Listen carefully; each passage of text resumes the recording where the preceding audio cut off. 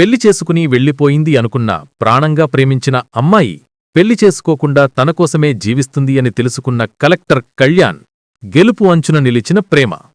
IIT Mumbai క్యాంపస్లో వాతావరణం ఎప్పుడూ చురుకుగా ఉంటుంది. పరీక్షల హడావుడిలో, లైబ్రరీలో సైతం నిశ్శబ్దం కంటే ఏకాగ్రతతో కూడిన నిశ్శబ్దమే ఎక్కువ. సివిల్ ఇంజనీరింగ్ చివరి సంవత్సరం చదువుతున్న కళ్యాణ్ తన కోర్ ప్రాజెక్టు కోసం ఎంత వెతికినా దొరకని ఒక అరుదైన రెఫరెన్స్ బుక్ కోసం లైబ్రరీలో చివరి ర్యాకుల మధ్య వెతుకుతున్నాడు. అదే సమయంలో కంప్యూటర్ సైన్స్ విభాగం టాపర్ అయిన కావేరీ కూడా అదే పుస్తకం కోసం అటుగా వచ్చింది. ఇద్దరూ సరిగ్గా ఒకేసారి ఆ పుస్తకాన్ని అందుకునే ప్రయత్నంలో వారి చేతులు తగిలాయి. ఎక్స్క్యూజ్ మీ, ఇది నాకు కావాలి అని కళ్యాణ్ కాస్త కఠినంగా అన్నాడు. అలా అనడానికి వీల్లేదు, నేను ముందు చూశాను అని కావేరీ అంతే కఠినంగా సమాధానమిచ్చింది. ఆ చిన్న గొడవతో వారిద్దరి పరిచయం మొదలయింది. ఫైనైట్ ఎలిమెంట్ మెథడ్స్ అనే ఆ అరుదైన పుస్తకం కోసం మొదలైన ఆ వాదమే కావేరీ ఆ పుస్తకాన్ని 2 రోజుల్లో తిరిగి ఇచ్చేస్తానని హామీ ఇవ్వడంతో ఇద్దరూ తమ పేర్లు చెప్పుకోవడంతో ముగిసింది. ఆ వాదనే వారి స్నేహానికి, భవిష్యత్తు ప్రేమకు తొలి పునాది వేసింది. కావేరి కళ్లలోని తేజస్సు, ఆమె వాదనలోని పదును కళ్యాణ్ని ఆకట్టుకోగా, కళ్యాణ్లోని సాధారణత్వం, తన ప్రాజెక్టుపై ఉన్న నిబద్ధత కావేరిని ఆలోచింపజేశాయి. ఆ అరుదైన పుస్తకం వారిద్దరినీ మళ్లీ కలిసేలా చేసింది. ఇద్దరూ తమ తమ ప్రాజెక్టుల్లో ఉన్నతస్థాయి లక్ష్యాలను నిర్దేశించుకున్న టాపర్లే కావడంతో వారి పుస్తకాల చర్చలు మరింత లోతుగా ఉండేవి. మొదట్లో వారి మధ్య ఒకరినొకరు టోన్ చేసుకునే చిన్నపాటి పోటీ ఉన్నా క్రమంగా అది గౌరవంగా మారింది. కావేరీ తన కంప్యూటర్ నాలెడ్జ్తో కళ్యాణ్ సివిల్ ప్రాజెక్టుకు అవసరమైన మోడలింగ్లో సహాయం చేసేది. కళ్యాణ్ తన లాజికల్ ఎనాలిసిస్తో కావేరీ ఆల్గిరిథమ్స్లో మెరుగులు దిద్దేవాడు. క్లాసులు, సెమినార్ల తర్వాత క్యాంటీన్లో వారు పంచుకునే ఒక కప్పు కాఫీ సమయం వారి రోజులో అత్యంత ఇష్టమైనదిగా మారింది. చదువులు దాటి జీవితం, భవిష్యత్తు, ఆశలు, చిన్ననాటి కలలు గురించి మాట్లాడుకోవడం మొదలుపెట్టారు. ఆ స్నేహం ఎప్పుడు గాఢమైన ప్రేమగా మారిందో వారికి తెలియనే లేదు. ఒకరి విజయాలను ఒకరు చూసి మురిసిపోవడం, ఒకరి కష్టాల్లో ఒకరు ధైర్యం చెప్పడం వారి బంధాన్ని మరింత బలోపేతం చేసింది. చదువులో ఉన్నత స్థానంలో ఉన్న వారిద్దరూ వారి హృదయాల్లో కూడా ఒకరికొకరు అత్యున్నత స్థానాన్ని ఇచ్చారు. ఐఐటి క్యాంపస్ ఫేర్వెల్ పార్టీ రోజు వచ్చింది. అంతా అయిపోయిందన్న విషాదం ఒకవైపు, కొత్త జీవితం మొదలవుతుందన్న ఉత్తేజం మరోవైపు. సాయంత్రం వేళ ముంబై తీరంలోని మెరైన్ డ్రైవ్ చల్లని గాలిలో ఇద్దరూ కూర్చున్నారు. అలలు వచ్చి వారి పాదాలను తాకుతున్నాయి. కళ్యాణ్ కావేరీ చేతిని తన చేతిలోకి తీసుకుని, కావేరీ, ఈ రోజుతో మనం క్యాంపస్ జీవితం నుంచి బయటకు వచ్చేశాం. రేపట్నుంచి మన జీవితాలు కొత్త మలుపు తిరుగుతాయి. ఉద్యోగాలు, బాధ్యతలు, బహుశా కుటుంబాల నుంచి కొన్ని ఎదురుదెబ్బలు కూడా తగలవచ్చు అన్నాడు. కావేరీ అతని కళ్లల్లోకి చూస్తూ, కళ్యాణ్, ఎలాంటి కష్టాలైనా రానివు కళ్యాణ్. మన ప్రేమ ఈ అలల్లాంటిది. ఎన్ని అడ్డంకులు వచ్చినా చివరికి అవి తీరాన్ని తాకక మానవు. ఎన్ని కష్టాలు వచ్చినా ఒకరిని ఒకరు వదులుకోకూడదు అని ఈ సముద్రం సాక్ష్యంగా ప్రమాణం చేస్తున్నాను అని గంభీరంగా చెప్పింది. కళ్యాణ్ ఆనందంతో ఆమెని దగ్గరకు తీసుకున్నాడు. వారిద్దరూ తమ చేతిలో చెయ్యి వేసి జీవితాంతం తోడుంటామని, ఎన్ని అడ్డంకులు వచ్చినా తమ ప్రేమే గెలుస్తుందని బాస చేసుకున్నారు. వారిద్దరి భవిష్యత్తు ప్రణాళికలు, కలలు ఆ తీరం సాక్ష్యంగా బలంగా నాటుకుపోయాయి. ఆ ప్రమాణం వారి జీవితంలో ఒక మధురమైన కాని అత్యంత బలమైన బంధానికి గుర్తుగా మిగిలింది. ఇంజనీరింగ్ పూర్తయిన తర్వాత కళ్యాణ్ ఒక సాఫ్ట్వేర్ సంస్థలో సాధారణ ఉద్యోగాన్ని సంపాదిస్తాడు. తీరం సాక్ష్యంగా చేసుకున్న ప్రమాణాన్ని నిలబెట్టుకోవడానికి తన ప్రేమను పెళ్లిపీటల వరకు తీసుకువెళ్లాలని నిశ్చయించుకుంటాడు. మధ్యతరగతి ఉద్యోగి అయినప్పటికీ తన ప్రేమపై ఉన్న నమ్మకంతో తన సాధారణ తల్లిదండ్రులను ఒప్పిస్తాడు. కొత్త జీవితం, చిన్న కుటుంబం, నెమ్మదిగా ఎదుగుదామనే ఆశలతో కళ్యాణ్ కుటుంబం సంతోషిస్తుంది. వివాహ ప్రస్తావన కోసం కళ్యాణ్ తన తల్లిదండ్రులతో కలిసి ముంబై నుంచి గోవా బయలుదేరుతాడు. వారి పయనంలో ఆశ, భయం, ఉత్సాహం కలగలిసి ఉంటాయి. ముఖ్యంగా తన కొడుకు ప్రేమ నెరవేరాలన్న తల్లిదండ్రుల ఆశ కళ్యాణ్కు మరింత బలాన్నిస్తుంది. గోవా చేరుకున్న కళ్యాణ్ బృందం కావేరీ చెప్పిన చిరునామాను వెతుక్కుంటూ వెళుతుంది. కావేరీ ఇల్లు చూసి కళ్యాణ్, అతని తల్లిదండ్రులు ఆశ్చర్యంతో నోరు వెళ్లబెడతారు. అది ఇల్లు కాదు, ఒక పెద్ద రాజభవనం లాంటి భవనం. చుట్టూ విశాలమైన తోట, సెక్యూరిటీ గేట్లతో కళ్ళు చెదిరే వైభవంతో ఉంది. ఆ ఇంటి యజమాని కావేరీ తండ్రి రాజశేఖర్, గోవాలో హోటల్ బిజినెస్ మ్యాగ్నెట్గా పేరు పొందిన వ్యక్తి. అతని జీవితమంతా డబ్బు, అధికారం చుట్టూనే తిరుగుతుంది. కళ్యాణ్ తన తల్లిదండ్రులతో కలిసి ఆ గేటు ముందు నిలబడతాడు. లోపల జరుగుతున్న సంపన్న వర్గాల పార్టీ కోలాహలం విని కళ్యాణ్కు ఒక క్షణం ఆందోళన కలుగుతుంది. తమ మధ్యతరగతి నేపథ్యం ఈ వైభవానికి అడ్డుగా నిలుస్తుందేమోనని భయం మొదలవుతుంది. రాజశేఖర్ వారిని డ్రాయింగ్ రూంలోకి పిలిచి కూర్చోబెడతాడు. కళ్యాణ్ తన ప్రేమ గురించి, ఐఐటీలో తమ ప్రతిభ గురించి ధైర్యంగా వివరిస్తాడు. కాని రాజశేఖర్ ముఖంలో ఏమాత్రం మార్పు ఉండదు. మీ అబ్బాయి ఎంత టాపరైతే నాకేంటి? నా కూతురు ఏ కంప్యూటర్ సైన్స్ టాపర్ కన్నా తక్కువ కాదు అని వ్యంగ్యంగా అంటాడు. రాజశేఖర్ తన చూపును కళ్యాణ్ తల్లిదండ్రుల వైపు తిప్పుతాడు. మీరు రిటైర్డ్ ఉద్యోగులు. మీ అబ్బాయి సాధారణ ఉద్యోగి. ఆస్తిపాస్తులు 0. నా కూతురు మహారాణిలా బ్రతకాల్సిన అమ్మాయి మీలాంటి సాధారణ ఉద్యోగి దగ్గర తన జీవితాన్ని కష్టాలపాలు చేయలేను. ఆ మాటలు బాణాల్లా కళ్యాణ్ గుండెను తాకుతాయి. తన్నూ తన కుటుంబాన్ని పేదవాళ్లుగా చూసి రాజశేఖర్ చేసిన ఘోర అవమానమది. రాజశేఖర్ వారిని తమ ఇంటినుంచి గెంటేసినట్లుగా బయటకు పంపిస్తాడు. కళ్యాణ్ తల్లిదండ్రులు కన్నీళ్లు పెట్టుకుని నిస్సత్తువతో గోవానుంచి తిరిగి బయలుదేరుతారు. ఈ అవమానం కళ్యాణ్ మనసులో ప్రతీకార జ్వాలకు బీజం వేస్తుంది. గోవానుంచి తిరిగి వచ్చిన కళ్యాణ్ పూర్తిగా కుంగిపోతాడు. అతని కళ్లల్లో ఆవేదన తప్ప మరో భావం లేదు. అదే సమయంలో తండ్రి చేసిన అవమానం గురించి కావేరికి తెలుస్తుంది. ఆమె తన తండ్రిపై తీవ్రంగా తిరుగుబాటు చేస్తుంది. డబ్బు ముఖ్యం కాదు నాన్నా, మా ప్రేమే ముఖ్యం అని గట్టిగా వాదిస్తుంది. కళ్యాణ్కు ధైర్యం చెప్పిన కావేరి ఈసారి పెద్దలను పూర్తిగా ఎదిరించారని, వారి అనుమతి లేకుండానే పెళ్లి చేసుకోవాలని నిర్ణయించుకుంటారు. ముంబైలో వారు కలుసుకునే ప్రసిద్ధ గణేశుడి గుడిని వివాహవేదికగా నిర్ణయించుకుంటారు. నిర్ణయించుకున్న ముహూర్తానికి సరిగ్గా ముందు రోజు అర్ధరాత్రి కావేరి ఒక బ్యాగ్లో కొన్ని బట్టలు సర్దుకుని ఇంట్లో అందరూ నిద్రపోయిన తర్వాత ఎత్తైన ఇంటిగోడ దూకి పారిపోవడానికి సాహసిస్తుంది.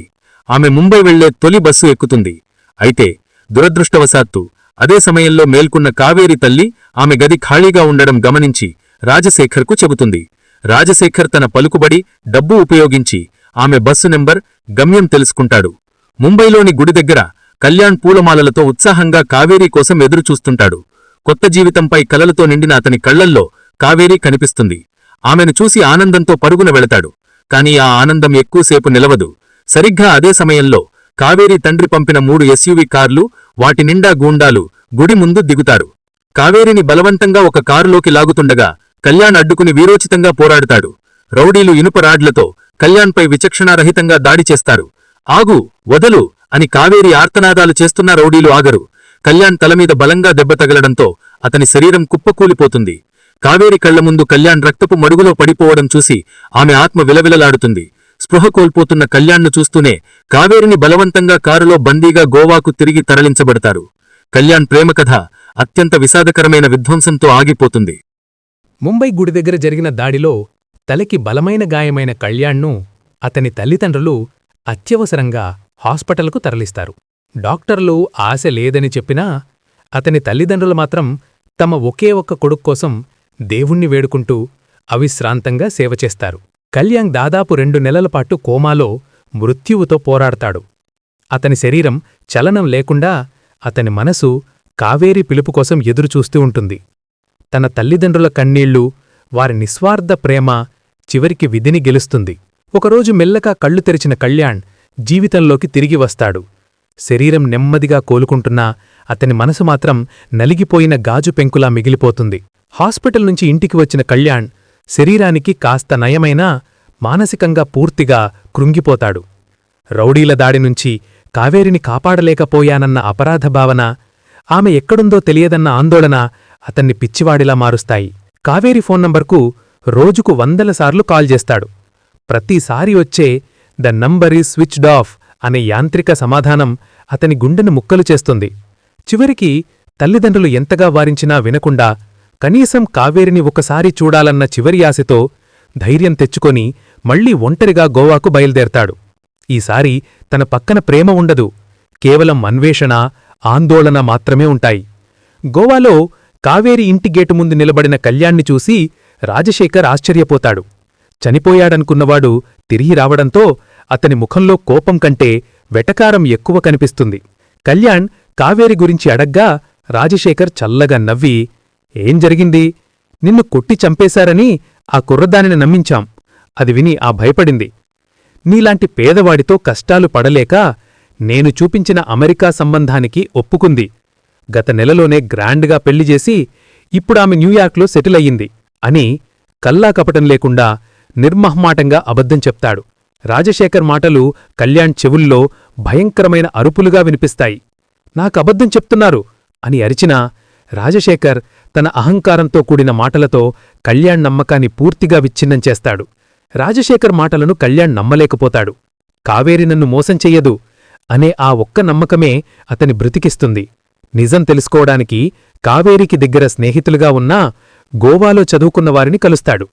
కాని అప్పటికే రాజశేఖర్ వారిని డబ్బుతో బెదిరింపులతో తనవైపు తిప్పుకున్నాడు. నిజం చెబితే కావేరిని చంపేస్తానని బెదిరించడంతో స్నేహితులు నిస్సహాయంగా కళ్యాణ్తో అబద్ధం చెప్తారు. అవును కళ్యాణ్, కావేరి పెళ్లి చేసుకుని అమెరికా వెళ్ళిపోయింది, నువ్వు తనని మర్చిపోవడం మంచిది అని చెప్తారు. ఆ మాటలు వినగానే కళ్యాణ్ ప్రపంచం ఒక్కసారిగా నిశ్శబ్దమైపోతుంది. తన ప్రేమ, తన జీవితం, తన పోరాటం అంతా ఒక పెద్ద అబద్ధంగా, మోసంగా కనిపిస్తుంది. తనను ఇంతగా ప్రేమించిన కావేరి తనను ఇంత సులభంగా వదిలేసి సంపద కోసం వెళ్ళిపోయిందని నమ్మి, ప్రేమపై ఉన్న నమ్మకాన్ని పూర్తిగా కోల్పోయి గుండె పగిలిన వేదనతో గోవా నుంచి తిరిగి బయల్దేరతాడు. ముంబై నుంచి తిరిగి బందీగా వచ్చిన కావేరిని ఆమె తండ్రి ఇంటిలోని ఒక చీకటి గదిలో బంధిస్తాడు. బయటి ప్రపంచంతో ఏ సంబంధం లేకుండా చేస్తాడు. ఆమె ఎంత అడిగినా కళ్యాణ్ గురించి చెప్పడు. చివరికి నీకోసం ప్రాణాలు పణంగా పెట్టిన కళ్యాణ్ మా గూండాల దాడిలో చనిపోయాడు అని అబద్ధం చెప్తాడు. కళ్యాణ్ రాకపోవడంతో కావేరి మొదట ఆ అబద్ధాన్ని నమ్మకపోయినా మెల్లగా నిజమేమో అని భయపడుతుంది. మరోవైపు నా మాటకు ఎదురు చెబితే మిగిలిన నీ ప్రేమను కూడా చంపేస్తానని తండ్రి బెదిరించడంతో ఆమె నిస్సహాయతకు లోనవుతుంది. తాను ప్రేమించినవాడు లేడన్న దుఃఖం, బందీగా ఉన్న ఆ గదిలోని నరకం ఆమెను మౌనంగా రోదిస్తూ కాలం వెళ్లదీసేలా చేస్తాయి. కళ్యాణ్ తనను వెతుక్కుంటూ గోవాకు వచ్చాడని, తన తండ్రి అబద్ధం చెప్పి పంపేశాడని పాపం ఆ గదిలోని కావేరికి తెలియదు. ఈ అపార్థం, ఈ మౌనవరోధనే వారి జీవితాల్లో 5 ఏళ్ల చీకటి యుగాన్ని సృష్టిస్తుంది. గోవా నుంచి కావేరి తనను మోసం చేసి అనే తీవ్రమైన అపార్థం, గుండె పగిలిన వేదనతో తిరిగి వచ్చిన కళ్యాణ్ తన గదిలోకే పరిమితమై దేవదాసులా మారిపోతాడు. తిండి నిద్ర లేకుండా కేవలం గత జ్ఞాపకాలతో బాధతో కుమిలిపోతాడు. అతని ఈ స్థితిని చూసి అతని తల్లిదండ్రులు తీవ్రంగా బాధపడతారు. ఒకరోజు కళ్యాణ్ తల్లి తన కొడుకు గురించి కన్నీళ్లు పెట్టుకొని కుమిలిపోవడం చూసి కళ్యాణ్ చలించిపోతాడు.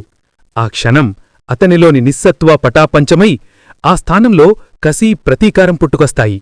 ఒక అమ్మాయి కోసం, అంటే తాను మోసం చేసిందని నమ్మిన నా జీవితం, నా తల్లిదండ్రుల ఆశలు ఆగిపోకూడదు, నన్ను పేదవాడిగా చూసి చీక్కొట్టిన రాజశేఖర్ ఇంత గొప్పవాణ్ణా మనం మిస్ చేసుకున్నామని బాధపడేలా నా గెలుపుండాలి అని గట్టిగా నిర్ణయించుకుంటాడు.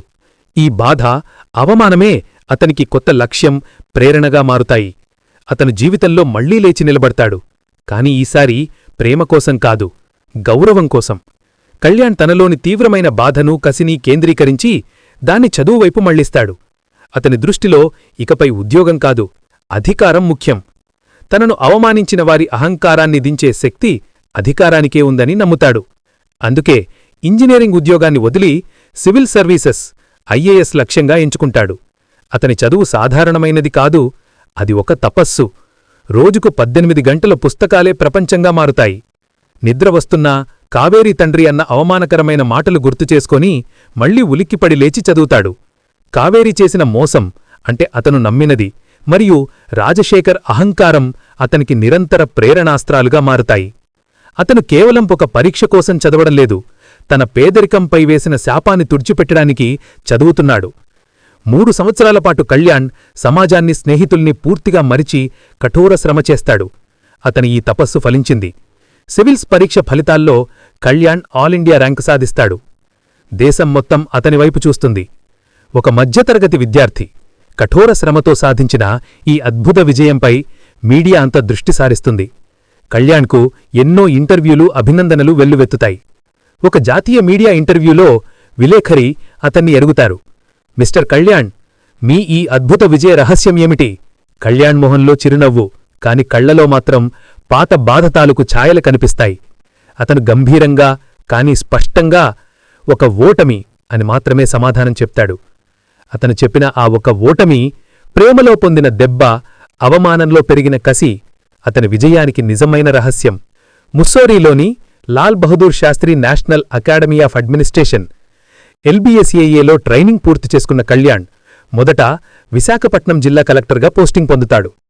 2 ఏళ్లలోనే తన నిజాయితీ, నిబద్ధత, నిర్ణయాత్మకతతో జిల్లా రూపురేఖలను మారుస్తాడు. పేదల పక్షాన నిలబడడం, అవినీతిని నిర్మూలించడంలో అతని కఠిన వైఖరి ప్రజలందరినీ ఆకట్టుకుంటుంది. ప్రజలందరూ అతన్ని దేవుడినా కొలుస్తారు. వృత్తిపరంగా అతను ఎంత ఎత్తుకు ఎదిగినా, రాజశేఖర్ అహంకారాన్ని గెలిచినా, వ్యక్తిగతంగా మాత్రం అతను ఒంటరి దీవిలా మిగిలిపోతాడు. ప్రేమలో పొందిన గాయం, కావేరి మోసం చేసిందన్న అపార్థం కారణంగా ప్రేమపై నమ్మకం కోల్పోతాడు. తన తల్లిదండ్రులు పెళ్లి ప్రస్తావన తెచ్చినా అతను సున్నితంగా తిరస్కరిస్తూ ఉంటాడు. బయటికి దృఢంగా కనిపించినా లోలోపల మాత్రం ఇంకా ఒంటరిగానే ఉంటాడు. కళ్యాణ్ విశాఖపట్నంలో చూపిన అసాధారణ పనితీరు, అతని నిజాయితీ అతన్ని ప్రభుత్వ వర్గాలలో ఒక ప్రత్యేక అధికారిగా నిలబెట్టింది. కేంద్ర ప్రభుత్వం మెచ్చి అతన్ని ప్రముఖ సముద్రతీర ప్రాంతమైన గోవా రాష్ట్రానికి కలెక్టర్గా బదిలీ చేసింది. గోవా పేరు వినగానే కళ్యాణ్ గుండెలో పాతగాయం మళ్లీ రేగుతుంది. ఆ నగరం అతనికి తీవ్రమైన అవమానాన్ని, రక్తపు మడుగును, ప్రేమ ద్రోహాన్ని గుర్తుచేస్తుంది. గోవాకు వెళ్లకూడదు అని బదిలీని రద్దు చేయించుకోవాలని తీవ్రంగా ప్రయత్నిస్తాడు. కాని విధి బలీయమైనది. అతనిని ఆ గతాన్ని ఎదుర్కొనేలా ప్రోత్సహిస్తుంది. ఇదే సమయంలో కళ్యాణ్ అక్కా బావకు అర్జెంటు పనిమీద ఊరు వెళ్లాల్సి రావడంతో 4 ఏళ్ల తన మేనల్లుడు సూర్యని అతని దగ్గర వదిలి వెళ్తారు. కళ్యాణ్ తన ఒంటరి జీవితంలో సూర్యను చాలా ఇష్టపడతాడు. పాత జ్ఞాపకాల బాధను తట్టుకోవడానికి సూర్యతో తన ఒంటరితనం దూరమవుతుందని భావించి వాడిని తనతో పాటు గోవాకు తీసుకువెళ్తాడు. 5 ఏళ్లలో గోవాలో పరిస్థితులు పూర్తిగా మారిపోయాయి. రాజశేఖర్ అధికారం, అహంకారం అన్నీ పతనమయ్యాయి.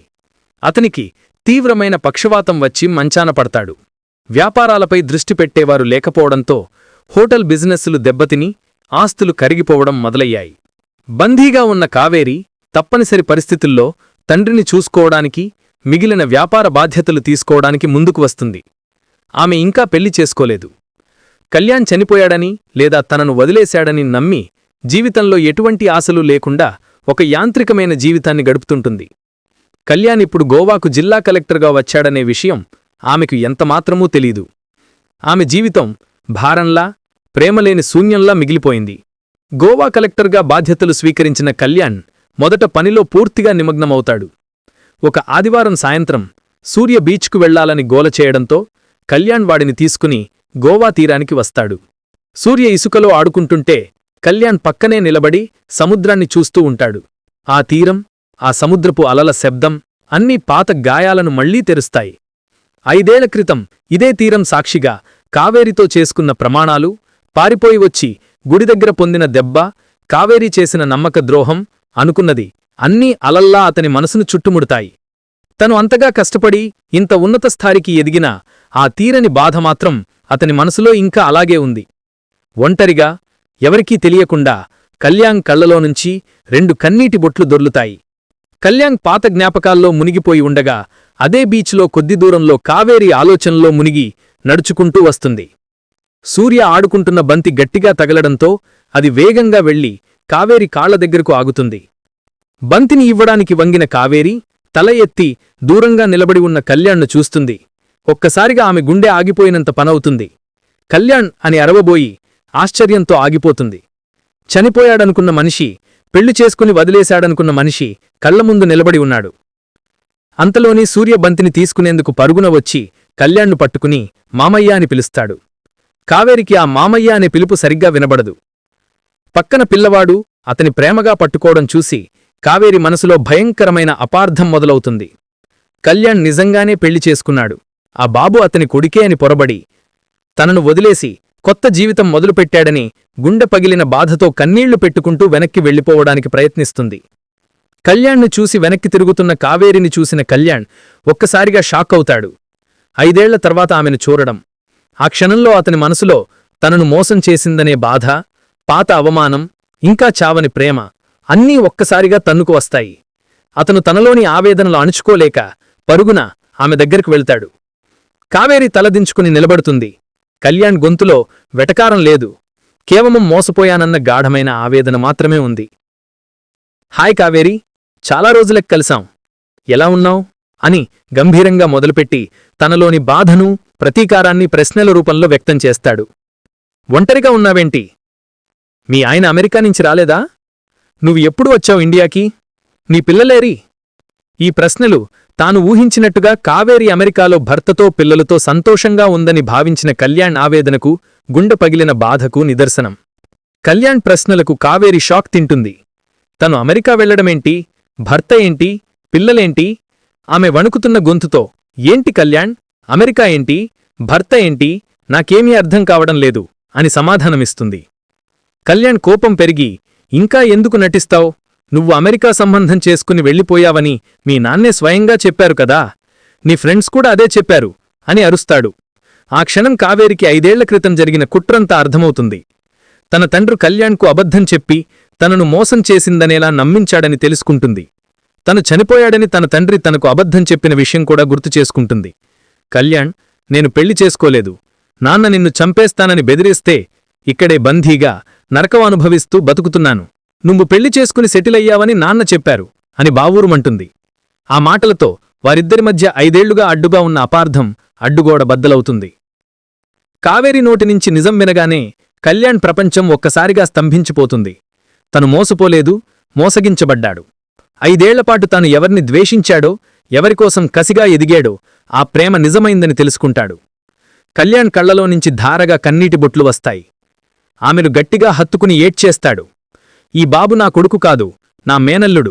నేను కూడా పెళ్లి చేసుకోలేదు కావేరి అని తన గుండెలో దాచుకున్న బాధను, నిజాన్ని చెప్తాడు. ఇద్దరూ అనవసరంగా దూరమైనందుకు కుమిలిపోతారు. సరిగ్గా అదే సమయానికి కావేరీ ద్వారా విషయం తెలుసుకున్న ఆమె తండ్రి రాజశేఖర్ వీల్చైర్లో అక్కడికి వస్తాడు. జిల్లా కలెక్టర్గా ఉన్నత స్థాయికి ఎదిగిన కళ్యాణ్ని చూసి తన తప్పు, తన అహంకారం వల్ల ఈ ప్రేమకు ఎంత పెద్ద అన్యాయం జరిగిందో తెలుసుకుంటాడు. పశ్చాత్తాపంతో కన్నీళ్లు కెట్టుకుని కళ్యాణ్ కాళ్లమొద పడి క్షమించమని వేడుకుంటాడు. కళ్యాణ్ అతనిని లేవదీసి తన విజయంతో రాజశేఖర్ మనసులో కూడా గెలిచానట్టు భావిస్తాడు. విడిపోయిన మనసులు మళ్లీ ఒక్కటవుతాయి. పాత పగలు, ద్వేషాలు, అపార్థాలు అన్నీ సముద్రపు అలల్లో సమసిపోతాయి. కొన్ని రోజుల తర్వాత గోవాలోని అదే బీచ్ రిసార్ట్, ఒకప్పుడు రాజశేఖర్కు చెందినది, లో ఇరు కుటుంబాల సమక్షంలో కళ్యాణ్ కావేరీల పెళ్లి ఘనంగా జరుగుతుంది. కళ్యాణ్ తల్లిదండ్రులు తమ కొడుకు విజయాన్ని, ప్రేమను చూసి ఆనంద భాష్పాలు విడతారు. కళ్యాణ్ తన పేదరికంపై వేసిన శాపాన్ని తుడిచిపెట్టి అసాధారణమైన విజయం సాధించాడు. ఆ విజయం అతనికి ప్రేమను తిరిగి తెచ్చిపెట్టింది. కొత్త జీవితంలోకి అడుగు పెడుతున్న ఆ జంట సముద్రం వైపు చూస్తూ నిలబడతారు. ఆ సముద్రపు గాలి వారి ప్రమాణానికి సాక్ష్యంగా వీస్తుంది. ప్రేమ బలహీనత కాదు, అది బలమైన ఆయుధం. మనసిచ్చి ప్రేమిస్తే ఆ ప్రేమ కోసం జీవితంలో గెలవాలి, గెలిచి ప్రేమను దక్కించుకోవాలి. కళ్యాణ్ విజయం కేవలం పదవిలో కాదు, ప్రేమలో కూడా గెలిచిందనే సందేశంతో కథ సుఖాంతమవుతుంది. ప్రేమ, బాధ, కసి, విజయం మరియు విధి ఆడే వింత నాటకమన్నీ ఇందులో ఉన్నాయి.